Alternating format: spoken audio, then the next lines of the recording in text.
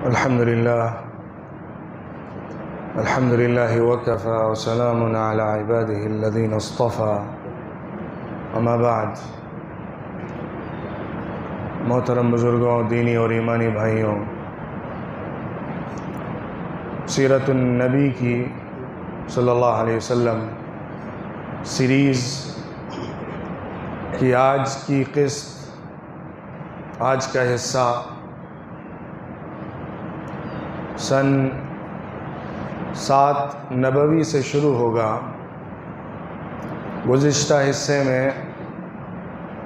کھلے طور پر علی الاعلان دعوت کا جو دور تھا، سن 4 نبوی سے شروع ہو کر سن 6 نبوی کے اخیر تک جو حالات حضور صلی اللہ علیہ وسلم اور صحابہ کے ساتھ پیش آئے، حبشہ ایتھوپیا کی طرف ہجرت ہوئی، حضرت حمزہ اور حضرت عمر رضی اللہ عنہما نے اسلام کو قبول کیا، ابو طالب کے ساتھ کئی دور کی بیٹھک ہوئی، بالآخر کوئی ایسا نتیجہ نہ نکل سکا کہ جس کی بنیاد پر قریش مطمئن ہو جاتے اور حضور اکرم صلی اللہ علیہ وسلم کو ان کے مشن سے روک پاتے۔ یہ سلسلہ بڑھتا رہا، قریش کی طرف سے تکلیفیں، سزائیں، اذیتیں زیادہ ہوتی رہیں، صحابہ کے لیے حالات دشوار ہوتے رہے، خود حضور اکرم صلی اللہ علیہ وسلم کو بھی بہت سخت مشکلات جھیلنی پڑیں، لیکن پھر بھی ابو طالب کا جو ایک رعب تھا، وقار تھا، دبدبہ تھا، مقام و مرتبہ تھا، اس کی وجہ سے اس طرح سے قریش حضور صلی اللہ علیہ وسلم کو نشانہ نہیں بنا پا رہے تھے جیسا کہ وہ چاہتے تھے۔ جب کئی دور کی بیٹھکیں ابو طالب کے ساتھ ناکام ہو گئیں، حضور اکرم صلی اللہ علیہ وسلم کو روکنا ممکن نہ ہو سکا، تو انہوں نے ایک نئی چال چلی۔ وہ چال یہ تھی، اس کو آج کے زمانے میں جوڑ کر سمجھیں گے تو بہت اچھی طرح سمجھ میں بھی آئے گا۔ ماحول ایسا بنا دو کہ محمد کے ساتھ ایمان لانے والے ہی نہیں بلکہ سیکولر بن کے ان کا سپورٹ کرنے والے بھی نہیں بچیں گے۔ ماحول ایسا بنا دو کہ محمد کی حمایت میں 2 بول بولنے والے بھی سلامت نہیں رہ پائیں گے۔ یا تو اس خیمے میں آؤ یا پھر محمد کے ساتھ اگر کھڑے ہوتے ہو تو پھر ہمارے خیمے سے دور ہی سمجھے جاؤ گے، خیر نہیں ہے۔ وہی ہوا۔ پلاننگ یہ ہوئی کہ محمد صلی اللہ علیہ وسلم اور ان کے ساتھ جو کھڑے ہیں خاندان، قومیں، قبیلے، پارٹی، ان سب کا بائیکاٹ کیا جائے۔ سن 7 نبوی کی پہلے دن محرم الحرام کے چاند نکلنے والی تاریخ میں ہی انہوں نے ایک معاہدہ کیا۔ سارے قریش کے قبیلے کے لوگ جڑے اور آپس میں مشورہ ہوا کہ کیا اگلا راستہ اختیار کیا جائے، تو اس میں یہ رائے آئی، خاص طور پہ ابو جہل اس میں بہت پیش تھا، کہ ہم بنو ہاشم اور بنو مطلب کا کمپلیٹ سوشل بائیکاٹ کریں گے۔ اس بائیکاٹ کا مطلب کیا تھا، معنی کیا تھے؟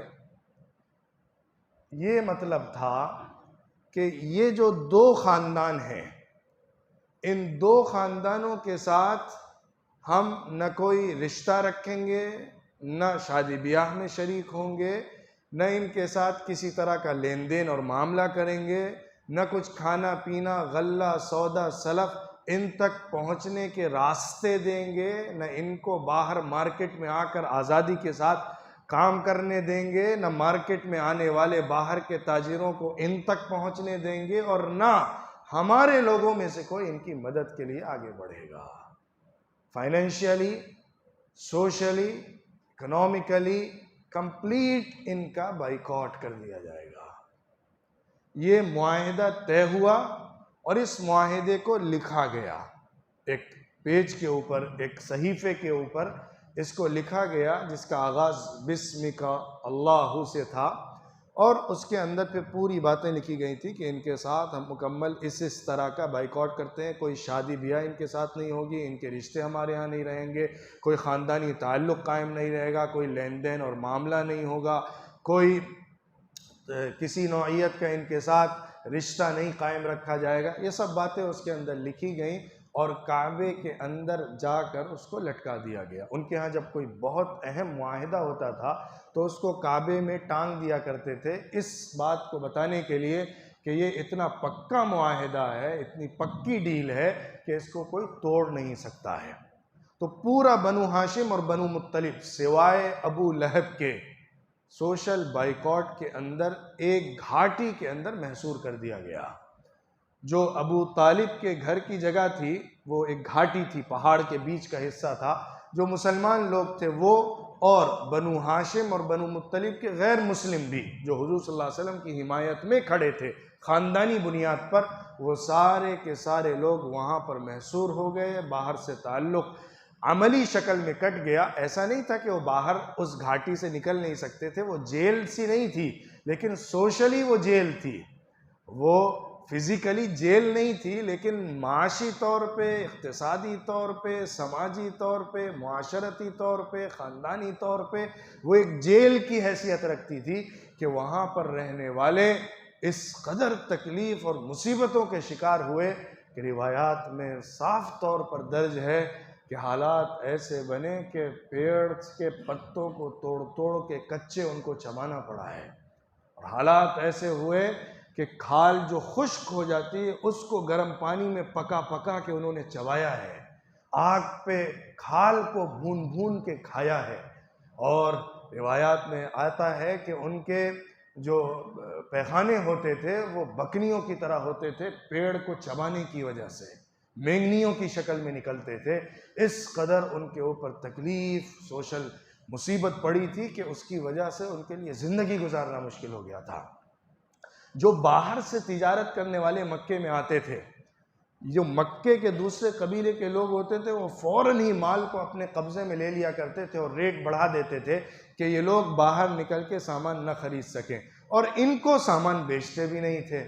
وہ لوگ باہر آ کے کچھ معاملہ بھی نہیں کر سکتے تھے۔ ظاہر ہے یہ چھوٹا سا خاندان کوئی بڑی تجارت لے کر باہر ملکوں میں جا کر کوئی بڑا اپنا اکنامیکل سسٹم کھڑا نہیں کر سکتا تھا۔ پورا ایک قافلہ ہوتا تھا، پورے قریش کا ایک قافلہ نکلتا تھا تو پھر تجارت ہو پایا کرتی تھی۔ ایسی حالت میں ان کے ساتھ جو مسائل پیش تھے اس کی وجہ سے بہت سخت اذیت اور مصیبت کا سامنا تھا۔ کچھ لوگ تھے جو چپ کے غلہ وغیرہ بھجوانے کی کوشش کرتے تھے۔ انہی میں ایک حضرت خدیجہ رضی اللہ عنہا کے بھتیجے تھے، حکیم ابن حزام، بعد میں مسلمان بھی ہوئے تھے۔ وہ چپکے سے اپنے غلام کے ذریعے سے غلہ بھیجتے تھے اپنی پھوپھی کو یا اور ان کے خاندان کے لوگوں کو، لیکن ان کے غلام کو راستے میں ابو جہل نے دیکھ لیا اور پکڑا، کہاں لے کر جا رہا ہے؟ وہ پوری نگاہ رکھے ہوئے تھا کہ کوئی ایک دانہ بھی وہاں نہ پہنچنے پائے۔ لیکن بیچ میں ابو البختری آئے، انہوں نے آ کے کہا کیوں ایسا کر رہے ہو، جانے دو، یہ اپنی رشتہ دار کے لیے کچھ کر رہا ہے، کرنے دو، چھوڑو۔ انہوں نے بیچ میں معاملہ کر کے سلجھایا۔ اس طرح چپکے سے وہ غلہ گیا۔ اور بھی ہشام ابن عمرو نام کے ایک شخص تھے جنہوں نے اس معاہدے کو ختم کرنے میں پہل کی تھی، وہ بھی چپکے کچھ نہ کچھ غلہ پہنچانے کی کوشش کرتے تھے، لیکن ظاہر ہے وہ بہت محدود تھی اور بہت تھوڑی تھی۔ اس وجہ سے نہ ان کے مسائل حل ہو پا رہے تھے، نہ مشکلات ختم ہو سک رہی تھیں۔ تو سن 7 نبوی کا پورا سال، سن 8 نبوی کا پورا سال، سن 100 نبوی کا پورا سال، 3 سال مکمل بائیکاٹ رہا۔ جب سن 10 نبوی کا محرم آیا ہے تب یہ معاہدہ ٹوٹا ہے۔ اور اس معاہدے کے ختم ہونے کی بھی ایک کہانی ہے۔ ایک شخص جو بہت اچھے اخلاق کا آدمی تھا، ہشام ابن عمرو نام کا، اس نے یہ سوچا کہ اس طرح بنو ہاشم اور بنو مطلب کے ساتھ جو زیادتیاں ہو رہی ہیں وہ کسی طور پر بھی اخلاقی اور انسانی نہیں ہے، ہماری شرافت کے خلاف ہے، ہمیں کچھ انیشیٹو لینا چاہیے۔ وہ اٹھا سب سے پہلے آ کر وہ زہیر ابن ابی امیہ سے ملا۔ یہ زہیر ابن ابی امیہ جو ہے یہ ابو طالب کا بھانجا ہے۔ ابو طالب اس کے ماموں تھے، اس کی ماں عاتکہ تھی، وہ ابو طالب کی بہن تھی۔ اس نے آ کے پہلے اس سے بات کی کہ تمہیں کیا ہو گیا ہے، تمہارے ماموں بھوک اور پیاس سے تڑپ رہے ہیں، وہاں کے کیا حالات ہیں، تم یہاں آرام سے بیٹھے ہوئے ہو، کوئی فکر اور درد نہیں ہے تمہارے اندر؟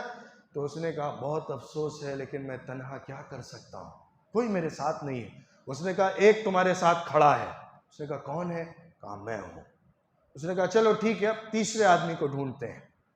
تیسرے آدمی کی تلاش میں نکلے تو ہشام ابن عمر جو تھا وہ پہنچا مطعم ابن عدی کے پاس۔ مطعم ابن عدی کے پاس پہنچا اور اس سے جا کے بات کی کہ تمہارا ایک تعلق اور رشتہ ہے بنو ہاشم کے ساتھ، کیونکہ مطعم ابن عدی جو تھا وہ عبد مناف کی اولاد میں تھا۔ اس نے کہا تمہارا ایک قریبی رشتہ ہے ان کے ساتھ، اور دیکھ رہے ہو تم وہاں کیا حالات ہو گئے اور پھر بھی کچھ کرتے نہیں ہو۔ اس نے کہا میں اکیلے کیا کر سکتا ہوں؟ اس نے کہا نہیں، تمہارے ساتھ ایک اور آدمی بھی موجود۔ کون ہے؟ کہا زہیر ابن ابی امیہ ہے۔ اس نے کہا اچھا چلو تیسرا آدمی دیکھیں۔ اس نے کہا تیسرا بھی موجود ہے۔ کون ہے؟ میں ہوں۔ چلو چوتھا آدمی تلاش کرتے ہیں۔ چوتھے آدمی کی تلاش میں نکلا ہشام ابن عمر اور پہنچا یہ ابو البختری کے پاس، وہی شخص جس نے حکیم ابن حزام کا بھیجا ہوا سامان جانے دیا تھا۔ اس سے جا کے بات کی، اس نے بھی یہی کہا میں تیار ہوں، لیکن تنہا کیا کروں؟ تو اس طرح 4 لوگوں کی ٹیم ہو گئی اور بات ہوئی کہ 5ویں کو تلاش کیا جائے۔ 5واں شخص جو تھا وہ زمعہ ابن اسود ابن مطلب ابن اسد تھا۔ اس کے پاس جا کے بات کی، اس نے بھی حامی بھری کہ میں بھی ساتھ میں کھڑا ہوں اور ہم سب مل کر اس کے خلاف آواز اٹھائیں گے۔ تو یہ سب لوگ مل کر حجون کے مقام پر جمع ہوئے اور معاہدہ کیا کہ اس پیکٹ کو، اس صحیفے کو توڑ کر، چاک کر کے، ختم کر کے ہی ہم دم لیں گے۔ ایک پلاننگ اور اسکیم تیار ہوئی۔ وہ اسکیم یہ تھی کہ کعبے میں جانے کے بعد حرم میں جب سب لوگ، قبیلے کے لوگ الگ الگ موجود ہوتے ہیں، تو وہاں پر ہم چرچا چھیڑیں گے اور ایک آواز اٹھائیں گے کہ معاہدہ غلط ہے۔ تو ہمارے جو لوگ ہیں 5، یہ سب لوگ اس آواز میں آواز ملا کے ایک پرزور طاقتور آواز بنانے کی کوشش کریں گے۔ گویا کہ یوں سمجھ لیجئے کہ پارلیمنٹ کے اندر اپوزیشن نے مل کر کچھ ایسا بیچ میں اسکیم بنایا کہ ہم ایسی آواز اٹھائیں گے کہ الگ الگ لوگ، الگ الگ پارٹی کے ہماری آواز میں آواز ملائیں گے، جس سے ایک پرزور طاقتور آواز بن جائے گی۔ زہیر ابن ابی امیہ نے کہا، جس کا خاندانی رشتہ بھی تھا، اس سلسلے میں پہل میں کروں گا، سب سے پہلے زبان میں کھولوں گا۔ ٹھیک ہے۔ صبح وہ حرم آتا ہے، آنے کے بعد جو عبادت ہوتی ہے طواف کی وہ ادا کرتا ہے۔ اس کے بعد کھڑے ہو کے، جب سارے قبیلے کے الگ الگ لوگ موجود ہوتے ہیں، کیونکہ میں نے ذکر کیا تھا نا کہ چاشت کے وقت عرب کے لوگ عبادت کے لیے حرم میں آیا کرتے تھے، تو اس نے وہاں پر کھڑے ہو کر کہا یہ جو معاہدہ کیا گیا ہے بنو ہاشم اور بنو مطلب کے خلاف، ان کا جو سوشل بائیکاٹ ہو رہا ہے، یہ غلط ہے، یہ ظلم اور زیادتی ہے، ایسا نہیں ہونا چاہیے۔ اس نے جب کہا تو ابو جہل نے ناک بھویں چڑھا کے غصے میں کہا تو غلط کہہ رہا ہے، یہ معاہدہ پکا معاہدہ ہے، ہم سب اس پہ ڈٹے رہیں گے۔ لیکن پیچھے سے فوراً ہی ہشام ابن عمر بولا نہیں، جو بات زہیر کہہ رہے ہیں صحیح ہے، معاہدہ غلط ہے، ہم اس سے خوش نہیں تھے، ہم اس سے راضی نہیں تھے، یہ غلط بنیاد پر ہوا ہے۔ پھر اس کے بعد فوراً ہی مطعم ابن عدی بولے ہاں صحیح بات یہ لوگ کہہ رہے ہیں، یہ معاہدہ ٹھیک نہیں تھا، ہم اس سے راضی نہیں تھے۔ اس کے بعد ابو البختری بھی یہی بات بولے، پھر زمعہ ابن اسود نے بھی یہی بات بولی۔ تو ابو جہل نے کہا اچھا یہ بات کوئی ابھی کی اٹھی ہوئی نہیں ہے، یہ کل کی رات کی پلاننگ ہے جو آج دکھ رہی ہے۔ ظاہر بڑا سیاسی آدمی تھا، سمجھتا تھا کہ یہاں پہ اچانک سے کوئی آواز تو اس طرح پلاننگ کے ساتھ نہیں اٹھ سکتی ہے۔ اس نے کہا یہ کہیں اور بیٹھ کر اسکیم تیار کی گئی ہے جس پر تم عمل کر رہے ہو۔ لیکن بہرحال ایک آواز اٹھ گئی، اور لوگ بھی کھڑے ہوئے، اور پھر اس کے بعد زہیر نے کہا خدا کی قسم میں اس معاہدے کو چاک کر کے ہی دم لوں گا، کچھ ہو جائے میں کھڑا ہوں۔ اس موقع پر اتفاق سے ابو طالب آئے ہوئے تھے عبادت کرنے کے لیے حرم میں۔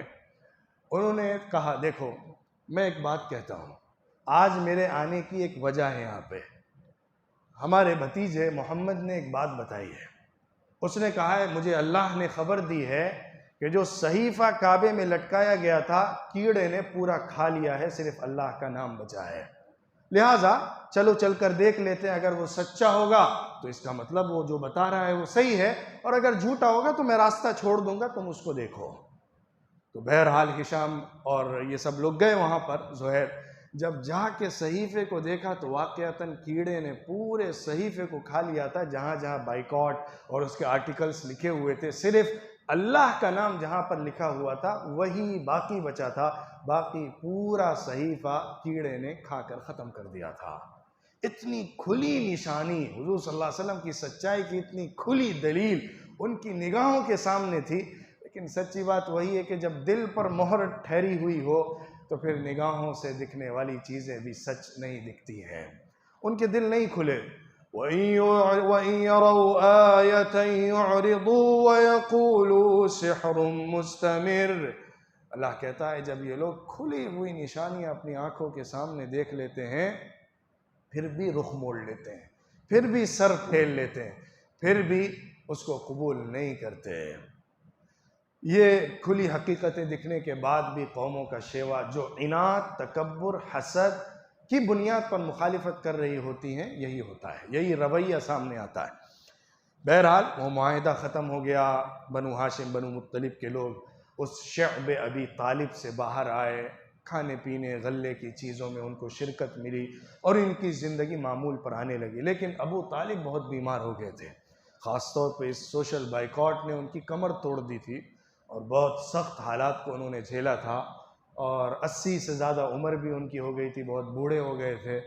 تو اس کے بعد آخری ایام ان کے شروع ہو گئے، بستر مرگ پر وہ لیٹ گئے، زندگی کی امید ختم ہونے لگی۔ تو قریش کے لوگوں نے ایک میٹنگ کی، کہا دیکھو ابھی ابو طالب زندہ ہیں اور ان کی وجہ سے، ان کی سرپرستی کی وجہ سے ہم محمد کے ساتھ کچھ کر نہیں سکے، ان کے مرنے کے بعد اگر ہم کچھ کرتے ہیں تو پورا عرب ہم پر تھوکے گا کہ دیکھو ابو طالب جب تک زندہ تھے تو اس کے بھتیجے کو چھو نہ سکے، جب وہ چلا گیا ان کا سایہ ختم ہو گیا تب مار رہے ہیں اس کو، یہ ہمارے لیے عار کی عیب کی بات ہوگی، ابھی کچھ ڈیل کر لینا چاہیے، کسی طرح سے کچھ کمپرومائز کر کے معاہدہ کر لیا جائے کہ معاملہ سیٹل ہو جائے اور یہ معاملہ دب جائے۔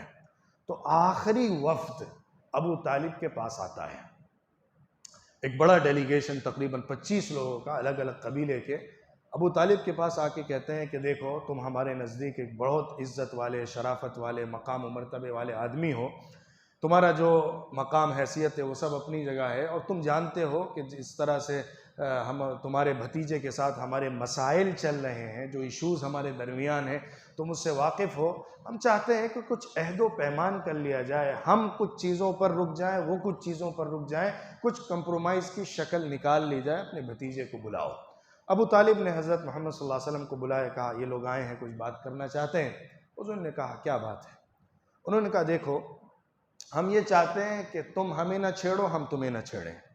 مقصد یہ تھا کہ ہم کچھ نہیں کہیں گے تمہارے معبود کو، تم اپنا جو عبادت کا طریقہ اختیار کر رہے ہو کرتے رہو، تم ہمیں نہ چھیڑو، ہمارے معبود کو، ہمارے طریقے کو، ہمارے رسم و رواج کو، ہمارے شرک کے نظام کو مت چھیڑو، ہم اپنے طریقے پر رہیں، تم اپنے طریقے پر رہو۔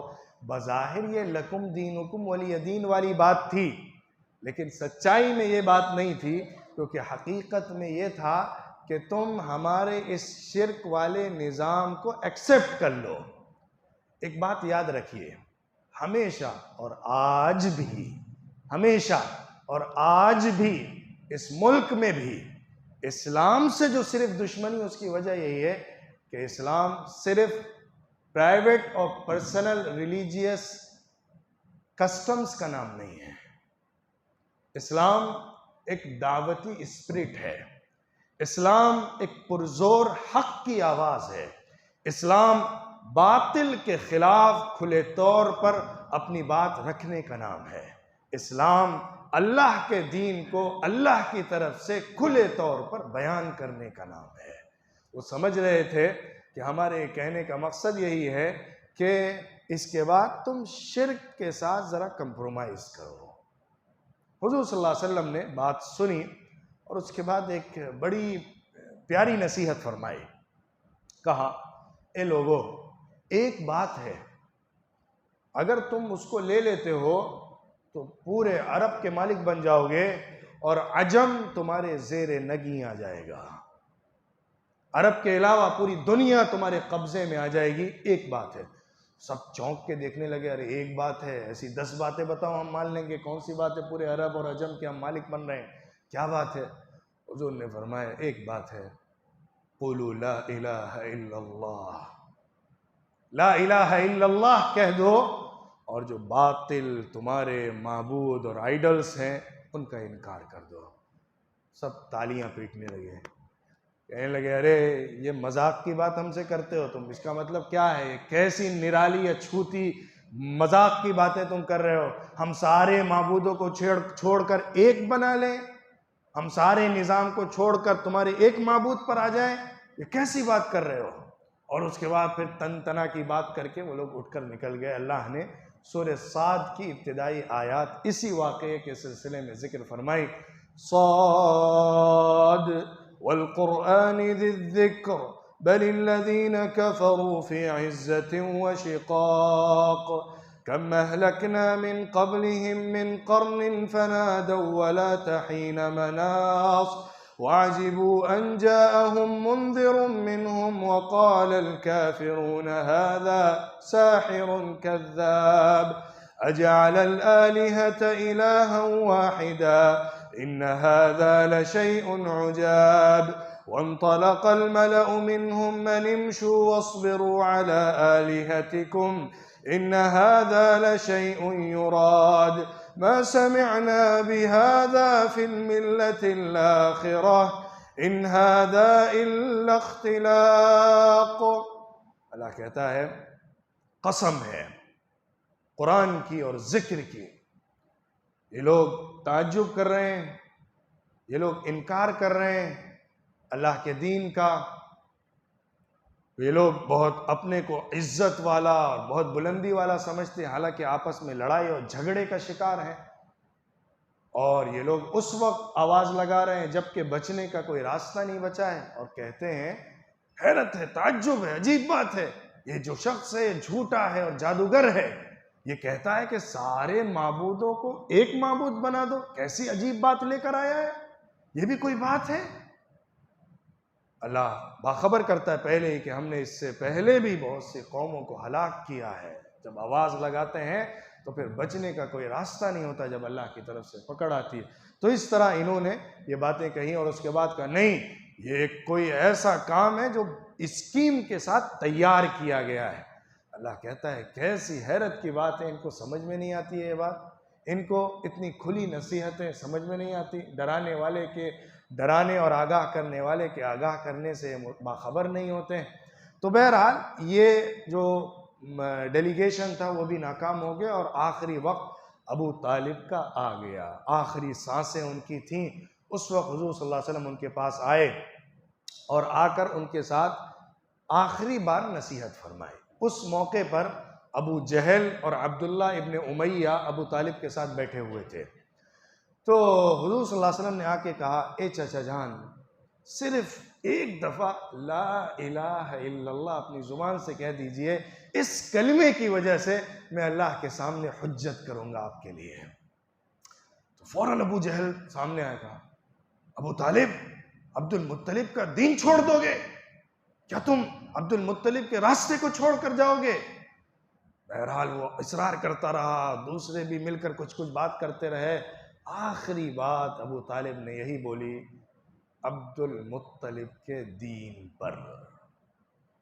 حضور صلی اللہ علیہ وسلم نے اس کے بعد بھی کہا کہ میں آپ کے لیے اللہ سے مغفرت مانگتا رہوں گا یہاں تک کہ مجھے روک دیا جائے. جب تک کہ اللہ کی طرف سے مجھے روک نہیں دیا جاتا اس وقت تک میں دعا کرتا رہوں گا. تو قرآن کی آیتیں نازل ہوئیں, اللہ کی طرف سے سورہ یونس کی جو آیت ہے وہ نازل ہوئی کہ آپ کسی مشرک کے لیے مغفرت کی دعا نہیں کر سکتے. بخاری کی روایت ہے کہ حضور صلی اللہ علیہ وسلم نے بیان فرمایا کہ ابو طالب کو میری مدد اور نصرت کرنے کا فائدہ ملا ہے. فائدہ اس شکل میں ہے کہ وہ اگر میری مدد نہ کرتے, میں نہیں ہوتا, تو وہ جہنم کے نچلے درجے میں ہوتے, لیکن اس کی وجہ سے ان کو جہنم کے اوپر والے حصے میں جگہ ملے گی. ایک روایت میں ہے کہ ان کو جہنم کی آگ صرف پیر کے ٹخنوں تک ہی چھوئے گی۔ اللہ ان کو اتنا ضرور تخفیف کر کے عذاب دے گا کہ ان کو پورے طور پر عذاب میں نہیں جھونکا جائے گا۔ کیا شکل ہوگی، کیسی ہوگی، وہ تو اللہ ہی کے علم میں ہے۔ لیکن بہرحال ظاہری راجح روایات یہی ہیں اور امت کے جمہور کا موقف یہی ہے کہ ابو طالب اسلام قبول کر کے دنیا سے نہیں گئے ہیں، گرچہ کچھ مخصوص اسکالرز نے اپنی تحقیق اس طور پر بھی پیش کی ہے کہ ابو طالب مسلمان ہو گئے تھے، اور کچھ مختلف روایتوں کا سہارا لیا ہے، واللہ اعلم بالغیب۔ ابو طالب کا انتقال سن 10 نبوی کے رجب کے مہینے میں ہوا یا سن 10 نبوی کے رمضان کے مہینے میں ہوا، اور اس کے فوراً بعد ہی حضرت خدیجہ رضی اللہ عنہا کا انتقال ہو گیا، جبکہ وہ 65 سال کی تھیں اور حضور صلی اللہ علیہ وسلم 50 سال کے تھے۔ حضرت خدیجہ کا انتقال رمضان میں ہوا ہے سن 10 نبوی کے۔ اگر حضرت ابو طالب کا انتقال رمضان میں ہوا ہے تو ان کے 3 دن کے بعد ہی حضرت خدیجہ کا انتقال ہو گیا تھا۔ اگر رجب میں ہوا ہے تو 2 مہینے کا فاصلہ ہے ان کے انتقال اور حضرت خدیجہ کے انتقال میں۔ بہرحال حضرت خدیجہ کا بھی انتقال ہوا تو حضور صلی اللہ علیہ وسلم پر بہت غم اور تکلیف کا وقت پڑ گیا، کیونکہ ایک جو بڑا سہارا، حضور صلی اللہ علیہ وسلم کو سپورٹ اور حمایت دینے والا سب سے بڑا ہاتھ جو تھا وہ ابو طالب کا ہاتھ تھا، کیونکہ وہ پورے مکے میں سرداروں میں ایک بڑے لیڈر تھے اور ان کا پورا سپورٹ حضور صلی اللہ علیہ وسلم کو حاصل تھا، جس کی وجہ سے قریش کے لوگ حضور کو چھیڑ نہیں پاتے تھے یا اس طرح سے نہیں نشانہ بنا سکتے تھے جس طرح کے بغیر ابو طالب کے وہ کر سکتے تھے۔ دوسری طرف فائنینشیلی، مورلی حضرت خدیجہ سے جو سپورٹ تھا وہ غیر معمولی تھا۔ حضور اکرم صلی اللہ علیہ وسلم نے حضرت خدیجہ کی بڑی تعریف کی ہے، بہت محبت کا اظہار کیا ہے، اور حضور صلی اللہ علیہ وسلم نے اپنی بیویوں میں تمام سے محبت کی، لیکن حضرت خدیجہ جیسی کسی سے محبت نہیں کی، یہاں تک کہ حضرت عائشہ کی محبت بھی حضرت خدیجہ سے بڑھ کر نہیں ہے۔ ایک موقع پر حضرت عائشہ کو بہت فکر رہتی تھی کہ حضور صلی اللہ علیہ وسلم کی محبت میرے ساتھ کسی اور کے ساتھ ساجھا تو نہیں ہو رہی ہے، تو ایک دفعہ پوچھا، حضور نے کہا تم مجھے سب سے زیادہ محبوب ہو۔ انہوں نے کہا اللہ کے رسول، جو دنیا سے چلی گئیں اور زندہ ہیں دونوں میں؟ حضور نے کہا نہیں، جو زندہ ہیں ان بیویوں میں۔ وہ چاہتی تھی کہ جو گئی ہیں ان سے بھی میں بڑھ جاؤں، لیکن حضور صلی اللہ علیہ وسلم بہرحال حضرت خدیجہ کی بڑی تعریف کرتے تھے، ان کی سہیلیوں کے ساتھ ان کے مرنے کے بعد بھی احسان کرتے تھے، تحفے بھیجتے تھے کہ وہ حضرت خدیجہ کے ساتھ ایک رشتے کا اظہار ہے۔ حضور نے فرمایا جب سب لوگوں نے میرا انکار کیا تو خدیجہ نے مجھ پر ایمان قبول کیا، جب سب لوگوں نے میری تکذیب کی تو خدیجہ نے میری تصدیق کی، جب سب لوگوں نے مجھے محروم کر دیا تو خدیجہ نے مجھے اپنے مال میں شریک بنا لیا۔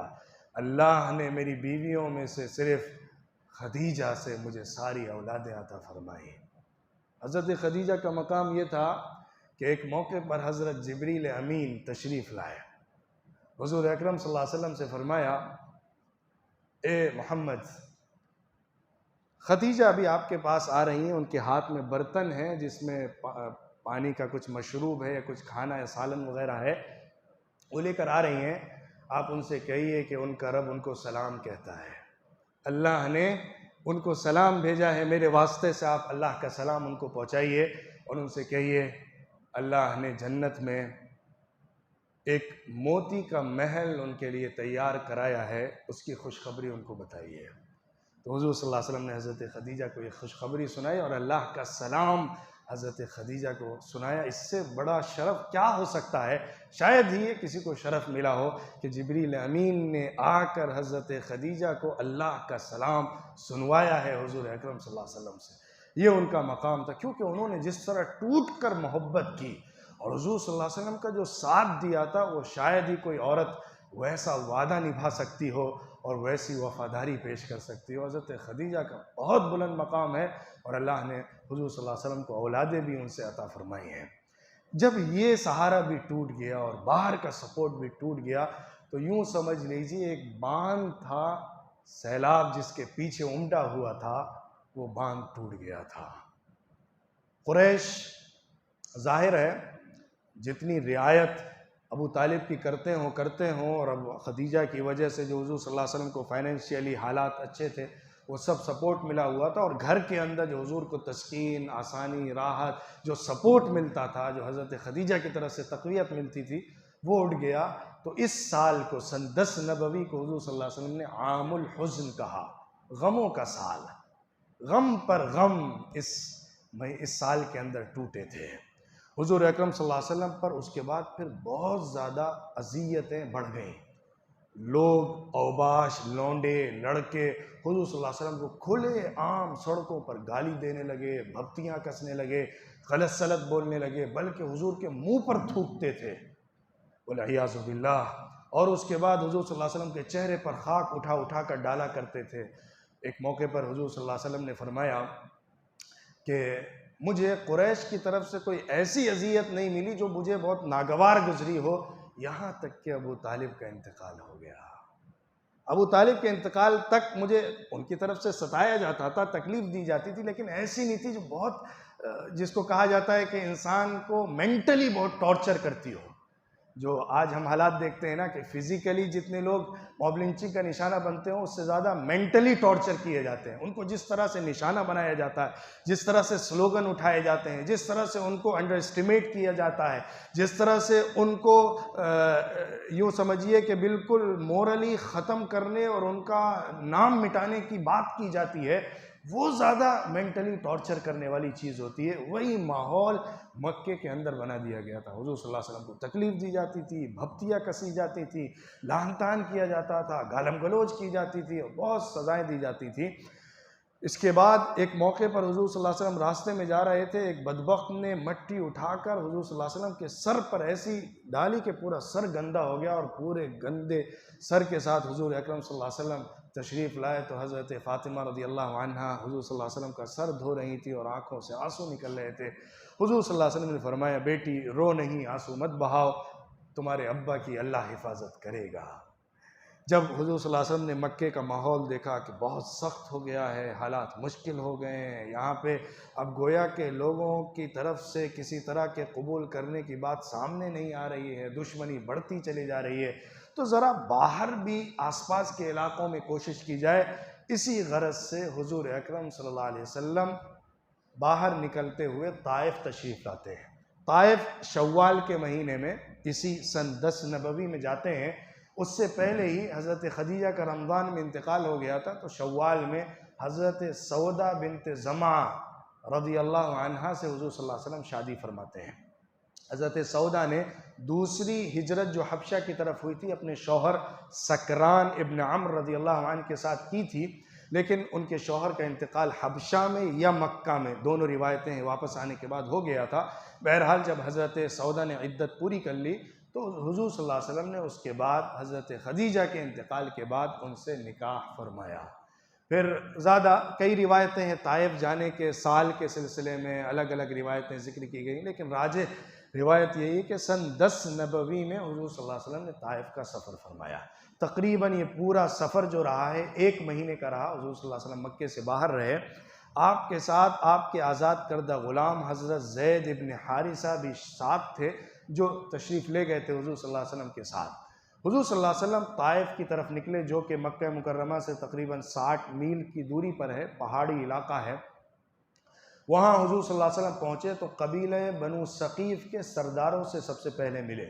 قبیلہ بنو ثقیف جو تھا یہ مکے کے قریش کے قبیلے کی طرح بہت عزت والا قبیلہ تھا، اور یوں سمجھ لیجئے کہ عرب والے ان 2 قبیلوں کو، ان 2 بستیوں کو بہت عظیم سمجھا کرتے تھے، بلکہ یوں سمجھیے کہ خاندانی رشتے بھی بنو ثقیف کے قریش کے ساتھ بہت گہرے تھے، اور قریش کے لوگوں کی پراپرٹیز طائف کے اندر تھی، کیونکہ سمر ویکیشن کے لیے وہاں یہ لوگ جایا کرتے تھے۔ بڑا خوشنما منظر وہاں ہوتا تھا، ٹھنڈی ہوائیں چلتی تھیں، بہت زرخیز زمین تھی، ہریالی علاقہ ان کو وہاں پہ کھیتی باڑی کے لیے مل جایا کرتا تھا، اس لیے وہاں پر زمینیں لے کر وہ لوگ جایا بھی کرتے تھے۔ تو حضور صلی اللہ علیہ وسلم سب سے پہلے قبیلہ بنو ثقیف کے 3 سرداروں کے پاس گئے، عبدیہ، لیل، مسعود اور حبیب، یہ تینوں عمرو ابن عمیر ثقفی کی اولاد ہیں۔ ان کے پاس پہلے گئے اور ان سے جا کر بات کی، کہا میں یہ پیغام اور دعوت لے کر آیا ہوا ہوں اللہ کی بات، اسلام کی بات، توحید کی بات ان کے سامنے رکھی، لیکن تینوں نے انکار کر دیا، قبول نہیں کیا۔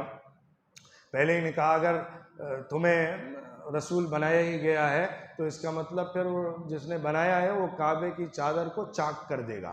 اس طرح اس نے غلط انداز میں اپنی بات رکھی اور حضور کا انکار کیا۔ دوسرے نے کہا کیا خدا کو تمہارے علاوہ کوئی اور نہیں ملا تھا؟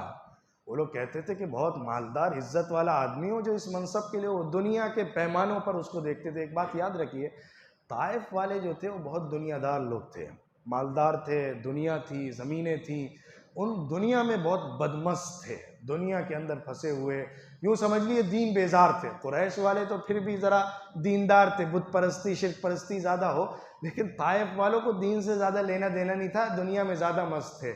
تو اس لیے حضور صلی اللہ علیہ وسلم ایک زمین سے جہاں سے نکلے تھے اس سے بدتر زمین میں آئے تھے، جو کہ لوگ دین سے کوئی نسبت بھی نہیں رکھنا چاہتے تھے۔ تیسرے نے کہا اگر تم واقعتاً نبی ہو تو تم سے میں بات نہیں کرنا چاہتا، بے ادبی ہو جائے گی، اگر نہیں ہو تو پھر اللہ تمہیں دیکھ لے گا، تم سے بات کرنا ہی بیکار ہے، تم اس لائق ہی نہیں ہو۔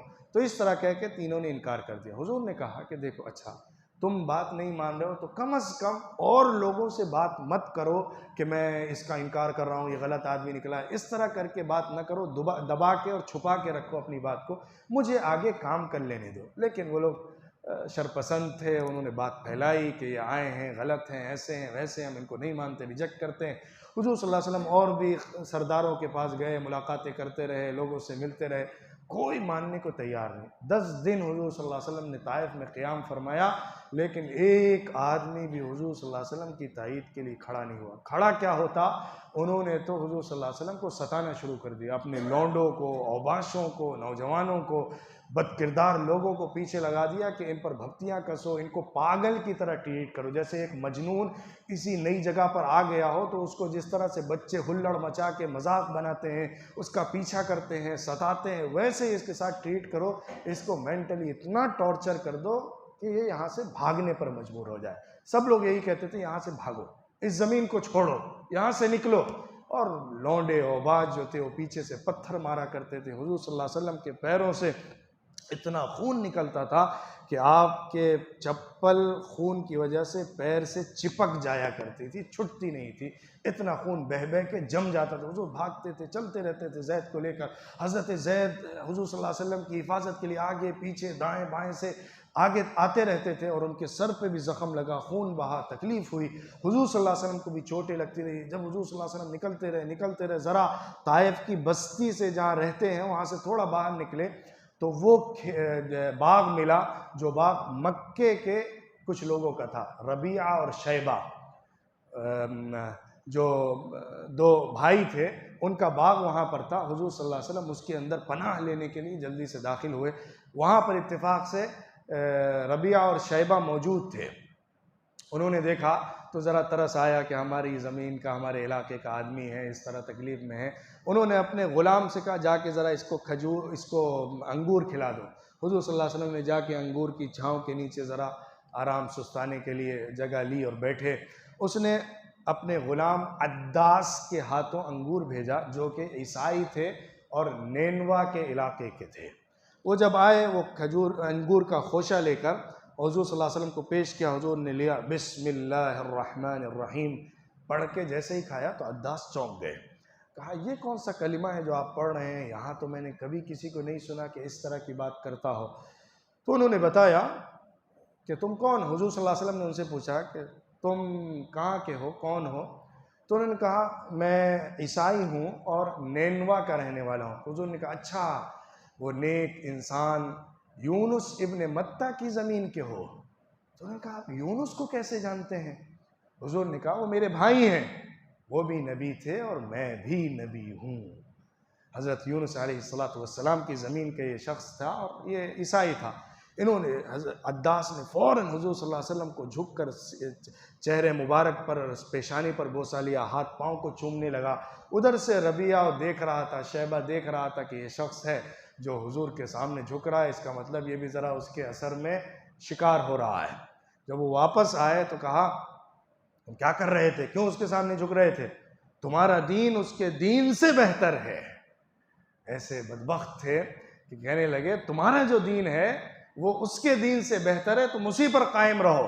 بہرحال یہ خاموش رہے اور بات آئی گئی ہو گئی۔ حضور صلی اللہ علیہ وسلم وہاں سے نکلے اور پھر قرن المنازل پہنچے، جہاں سے طائف کے لیے احرام، طائف سے آنے والے جہاں پر احرام باندھتے ہیں ان کی جو میقات قرن المنازل، جب وہاں پر پہنچے تو حضور صلی اللہ علیہ وسلم کے پاس فرشتے آئے۔ اس سے پہلے ہی جب حضور صلی اللہ علیہ وسلم کو اتنی تکلیفیں ملی اور وہاں پناہ لی اور نکلے، اس وقت حضور صلی اللہ علیہ وسلم نے ایک دعا کی تھی جو بڑی غیر معمولی دعا ہے، بڑی اثر والی دعا ہے اور بڑے درد اور غم کو جھلکانے والی اور چھلکانے والی دعا ہے۔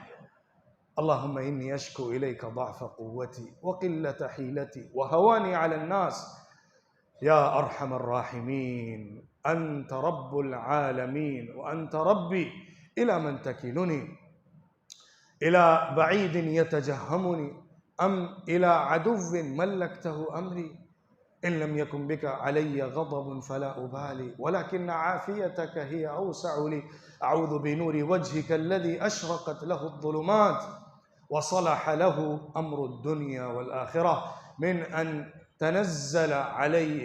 تنزل بي غضبك أو يحل علي سخطك۔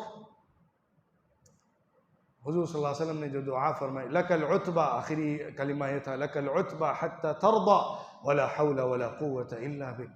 اے اللہ، میں اپنی کمزوری کی شکایت تجھ سے کرتا ہوں، میرے پاس راستہ نہیں سجھائی دے رہا کہ کیسے اس معاملے کو ڈیل کروں، کیا حیلہ ہوگا مجھے سمجھ میں نہیں آ رہا، میں کمزور پڑ گیا ہوں اور لوگوں کے نزدیک بہت ذلیل اور کمزور بن گیا ہوں کہ مجھے اس طرح سے دھتکار رہے ہیں۔ اے اللہ، میں تیرا نبی ہوں، میری قوم میرے ساتھ کیسا معاملہ کر رہی ہے، کیسے ستا رہی ہے۔ اے اللہ، کیا تو نے مجھے کسی دور والوں کے حوالے کر دیا ہے جو میرے ساتھ ایسی بدسلوکی کر رہے ہیں، یا تو نے مجھے دشمن کے حوالے مجھے چھوڑ دیا ہے اور میرا معاملہ ان کو دے دیا ہے؟ کیسا میرے ساتھ معاملہ ہو رہا ہے؟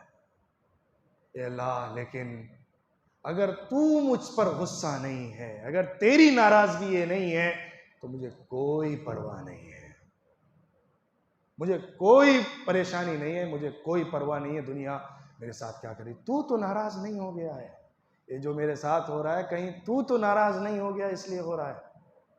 اے اللہ، مجھے تیرے چہرے کے نور کی پناہ چاہیے جس کے ذریعے سے ساری کائنات کی تاریکیاں چھٹ جاتی ہیں۔ میں پناہ چاہتا ہوں کہ میرے اوپر تیرا غضب نازل ہو جائے یا تیری ناراضگی مجھے چھو لے۔ آخری انجام تو تیرے ہی پاس جانا ہے، تو راضی ہو جائے تو کافی ہے، تیری طاقت، تیری مدد مجھے کافی ہوگی اور وہی مجھے چاہیے، اس کے علاوہ کسی کی طاقت نہیں ہے۔ اس کے بعد حضور صلی اللہ علیہ وسلم جب قرن المنازل پہنچے تو اللہ نے حضرت جبریل علیہ السلام کو پہاڑ کے فرشتے کے ساتھ بھیجا۔ حضرت جبریل آئے، حضور صلی اللہ علیہ وسلم، روایت میں آتا ہے کہ ایک صاحبان کی طرح دیکھا، حضور نے دیکھا جبریل علیہ السلام موجود ہیں۔ جبریل علیہ السلام نے کہا، اے محمد، اللہ نے میرے ساتھ پہاڑ کے فرشتے کو بھیجا ہے، یہ آپ سے بات کرنا چاہتا ہے۔ اس فرشتے نے کہا، اے محمد، آپ کیا چاہتے ہیں وہ بتائیے، میں وہ کرنے پر مأمور ہوں، آپ جو فیصلہ کریں گے مجھے اللہ کی طرف سے حکم ہے کہ میں ویسا ہی کروں، اور اگر آپ چاہیں تو میں 2 پہاڑوں کو ملا کر قوم کو درمیان میں پیس کر ریزہ ریزہ بنا دوں گا، ابھی اسی وقت۔ بخاری کی جو روایت ہے اس میں اخشبین کا لفظ ہے، اصل میں یہ جو اخشبین کا لفظ ہے یہ ان 2 پہاڑوں کے لیے استعمال ہوتا ہے جو ابو القعیس اور دوسرا قیقعان کا پہاڑ ہے۔ یہ دونوں مکہ مکرمہ میں قریش جہاں آباد ہے اس کے شمال اور جنوب کے پہاڑ ہیں، اس لیے کچھ لوگوں کی رائے یہی ہے کہ اس سے مراد یہ تھا کہ مکے والوں کو پیس دیں گے، یا دوسری بات یہ بھی کہی گئی کہ طائف کی طرف اشارہ تھا کہ طائف کی بستی والوں کو ہم پیس کر رکھ دیں گے، آپ اگر اشارہ دیجئے، آپ اگر حکم فرمائیے۔ حضور صلی اللہ علیہ وسلم نے اس وقت جو بلند اخلاق اور نبی والی شان کا اظہار کیا ہے وہ حضور کے علاوہ کسی اور کو زیب بھی نہیں دے سکتی تھی۔ حضور نے فرمایا، نہیں، ایسا میں نہیں کہتا، مجھے امید ہے کہ اللہ ان کی نسل میں ایسی اولاد پیدا فرمائے گا جو اللہ کو ایک مانے گی اور اس کے ساتھ کسی کو شریک نہیں کرے گی۔ پھر حضور صلی اللہ علیہ وسلم وہاں سے نکلے. اب اللہ کی طرف سے کچھ غیبی امداد بھی ہوئیں. حضور صلی اللہ علیہ وسلم وہاں سے آگے بڑھے اور وادی نخلا میں پہنچے، جو طائف اور مکہ کے درمیان کی ایک وادی ہے. وہاں پر جنوں کے وفد کے ساتھ ملاقات ہوئی ہے. جب واپس آ رہے تھے تو اس مقام پر پہنچنے کے پاس جن کی ایک جماعت آئی اور انہوں نے آ کے دیکھا کہ حضور صلی اللہ علیہ وسلم قرآن کی تلاوت کر رہے ہیں. انہوں نے قرآن سنا. اس قرآن کو سننے کے بعد آ کر حضور صلی اللہ علیہ وسلم سے ملاقات کی، بات کی اور آپس میں بھی چرچا کیا کہ یہ تو جو بات کر رہے ہیں وہ اس سے پہلے کے لوگوں کی تصدیق کر رہے ہیں. اس سے معلوم ہوتا ہے کہ وہ موسیٰ علیہ السلام کو اور پچھلے نبیوں کو بھی جانتے تھے. انہوں نے آ کے حضور صلی اللہ علیہ وسلم سے بات کی. حضور صلی اللہ علیہ وسلم نے ان کے سامنے اسلام رکھا اور وہ جو جماعت تھی وہ پوری مسلمان ہوئی. حضور صلی اللہ علیہ وسلم کے ہاتھ پر اسلام قبول کیا اور مبلغ بن کر، داعی بن کر اپنے لوگوں کے پاس گئی کہ ہم اپنے قوم کے لوگوں کو، جناتوں کو دعوت دیں گے. اس طرح اللہ نے انسانوں میں سے نہ صحیح جناتوں میں سے حضور صلی اللہ علیہ وسلم پر ایمان لانے والے ایسے مہیا کرا دیے جو حضور کے ساتھ ان کے دین کو تسلیم کر کے تقویت دے رہے تھے. پھر حضور صلی اللہ علیہ وسلم وہاں سے نکل کر کوہ حرا پر آئے، جہاں حضور صلی اللہ علیہ وسلم قیام فرمایا کرتے تھے. غار حرا میں ذرا کچھ وقت قیام فرمایا، ٹھہرے. ابھی مکے میں داخل ہونا مشکل تھا. اب ابو طالب جا چکے تھے، مکے سے باہر نکلے تھے. اب دوبارہ مکے میں کسی کی پناہ لیے بغیر جانا ممکن نہیں تھا. لوگ فوراً مار ڈالتے، دشمن طاق میں بیٹھے ہوئے تھے. حضور نے 2-3 لوگوں سے ریکویسٹ بھیجی، حضرت زید کے ذریعے سے غالباً اپنا پیغام بھیجا ہوگا کہ مجھے اپنی پناہ میں لے لو. کوئی تیار نہیں تھا، یہاں تک کہ مطعم ابن عدی، یہ وہی ہیں جنہوں نے وہ معاہدہ بھی توڑا تھا، اس میں شامل تھے، ان کے پاس اپنی بات بھیجی. انہوں نے کہا ٹھیک ہے میں محمد کو پناہ دیتا ہوں. اس کے بعد انہوں نے اپنی اولاد سے کہا سب اپنے اسلحے لے کر باہر نکل آؤ، ہم محمد کو سپورٹ دے رہے ہیں، ان کو پناہ دے رہے ہیں. وہ ایک عرب کا کلچر تھا کہ اگر کوئی کسی کو، چاہے وہ غیر قوم کا ہو، چاہے اس سے لڑائی چل رہی ہو، جنگ چل رہی ہو، اس کے درمیان بھی کوئی کسی کو پناہ دے سکتا تھا اور باقی لوگوں کو اس کی پناہ کی رعایت کرنی پڑتی تھی. کیونکہ اگر کوئی پناہ کو توڑ دیتا تو اس کا مطلب ہوتا ہے کہ جس نے پناہ دی ہے اس کے ساتھ اس نے دشمنی کر لی، اب وہ اس سے جنگ کرے گا، یہ مطلب ہوتا تھا اس کا. تو اس لیے جب اس طرح کی بات مطعم ابن عدی کے ساتھ آئی اور وہ اپنے اولاد کے ساتھ پورے تلوار اسلحے لے کر باہر نکلے اور محمد صلی اللہ علیہ وسلم کو پوری سیکیورٹی دے کر لائے اور کعبے پہنچایا. حضور صلی اللہ علیہ وسلم نے عبادت کی، ان کے گھر لے جا کر چھوڑا، پھر اپنے گھر واپس آئے اور اعلان کر دیا مطعم ابن عدی نے کہ میں نے محمد کو پناہ دے دی ہے، اب وہ میری پناہ میں ہے. ابو جہل نے کہا ٹھیک ہے تم نے پناہ دے دی ہے تو ہم تمہاری، پہلے اس نے پوچھا ابو جہل نے تم نے اس کو پناہ دی ہے مسلمان بن کر یا پناہ دی ہے اپنے دین پر قائم رہ کے؟ اس نے کہا میں اپنے دین پر قائم ہوں لیکن میں نے پناہ دی. اس نے کہا ٹھیک ہے ہم تمہاری پناہ کی رعایت کریں گے. اس کے بعد حضور صلی اللہ علیہ وسلم مطعم ابن عدی کی پناہ میں رہے. حضور صلی اللہ علیہ وسلم کو اتنا اس احسان کا خیال تھا، اتنا یاد رہا کہ غزوہ بدر کے بعد جب مشرکین قید تھے مکے والے تو حضرت عبداللہ ابن جبیر ابن مطعم، جبیر کے بیٹے عبداللہ جو بعد میں مسلمان بھی ہو گئے تھے، اس وقت نہیں، وہ مکے سے آئے تھے ان لوگوں کے ساتھ جو قیدی تھے ان کو چھڑانے کے لیے. تو اس وقت حضور صلی اللہ علیہ وسلم نے ان سے کہا تھا اے عبداللہ، اے جبیر کے بیٹے، اگر تمہارے ابا زندہ ہوتے اور مجھ سے ان بدبودار لوگوں کے سلسلے میں سفارش کرتے تو میں سب کے سب کو چھوڑ دیتا. تمہارے ابا نے جو میرے ساتھ احسان کیا تھا میں اس کو نہیں بھول سکتا. جس وقت سب نے ہاتھ اٹھا لیا تھا اس وقت انہوں نے مجھے سہارا اور اپنی نگرانی اور کفالت دی تھی، جوار دیا تھا، میں اس کا لحاظ کرتا ہوں. بہرحال طائف کا یہ سفر بھی بظاہر ناکامی کا سفر تھا اور تکلیفوں اور اذیتوں کے بڑھنے کا سبب بن گیا تھا. مکے میں تکلیفیں بڑھ رہی تھی لیکن بہرحال اسلام باہر کے لوگوں میں حضور صلی اللہ علیہ وسلم پہنچانے کی کوشش کر رہے تھے. باہر کے لوگ کچھ مسلمان ہو رہے تھے. 10واں سال مکمل ہو گیا اور پھر اس کے بعد 11واں سال جب آیا تو اس موقع پر پھر باہر کے لوگ جو آئے حضور صلی اللہ علیہ وسلم ان کے پاس جاتے رہے، بات کرتے رہے، حج کے موقع پر خاص طور پہ. اسی درمیان میں حضور صلی اللہ علیہ وسلم سن 4 نبوی سے ہی باہر کے لوگوں سے مل کر اسلام کی بات پہنچاتے تھے. تو اکا دکا باہر کے کچھ قبیلے کے لوگ بھی مسلمان ہوئے تھے، جس میں مدینے والوں میں پہلے مسلمان ہونے میں سوید ابن صامت کا نام ہے، ایاس ابن معاذ کا نام ہے، ان کا انتقال بھی جلدی ہو گیا تھا ہجرت سے پہلے ہی۔ اور اس کے علاوہ پھر طفیل ابن عمرو دوسی ہیں جو دوس قبیلے کے تھے، وہ بھی مدینے کے آس پاس کا قبیلہ ہے۔ ابو ذر غفاری رضی اللہ عنہ غفار کے قبیلے کے ہیں، وہ بھی مسلمان ہوئے تھے۔ اسی طرح ایک ضماد ازدی ہیں، قبیلہ ازد شنوعہ، یہ یمن کا ایک قبیلہ ہے، وہاں کے رہنے والے تھے، وہ بھی حضور صلی اللہ علیہ وسلم پر اسلام لے آئے تھے غالباً سن 11 نبوی میں۔ اس طرح چند گنے ہوئے اکا دکا لوگ تھے جو مختلف قبیلوں کے بھی اسلام قبول کر رہے تھے، باقی مکے والوں میں سے جنہوں نے اسلام قبول کیا تھا اور جو ٹوٹ ٹوٹ کر اکا دکا آتے تھے وہ اسلام کو قبول کر رہے تھے۔ اب اس کے بعد سن 11 نبوی کے بعد سے سن 11 کے حج میں، 12 کے حج میں اور پھر 13 کے حج میں باہر کے لوگوں میں دعوت کا کام ہوا، خاص طور پر مدینے والوں کو حضور صلی اللہ علیہ وسلم نے ٹارگٹ کیا اور ان لوگوں نے کھلے طور پر اسلام کو قبول کیا۔ پہلے سال میں 11 لوگ، پھر اس کے بعد اگلے سال اور زیادہ لوگ آئے، وہ لوگ داعی بن کر گئے اور اسلام مدینہ منورہ میں پھیلا۔ پھر وہیں پر اللہ کی طرف سے ہجرت کا حکم آیا اور وہ واقعہ پیش آیا۔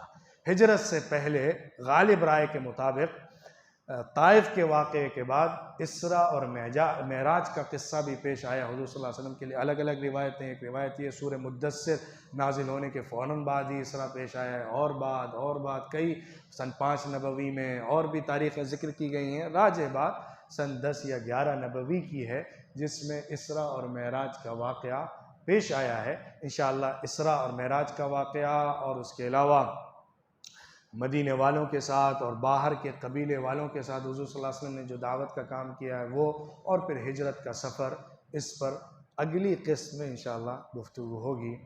وآخر دعوانا ان الحمد للہ رب العالمین۔